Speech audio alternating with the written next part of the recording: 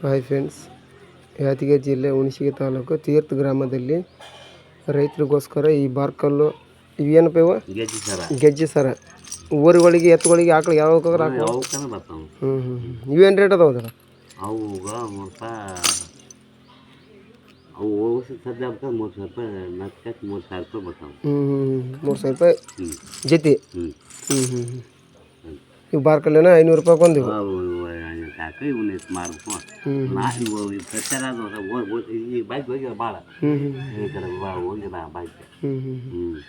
ಎಷ್ಟು ವರ್ಷದಿಂದ ಮಾಡಕತ್ತೇಳಪ್ಪ ಇವೆಲ್ಲ?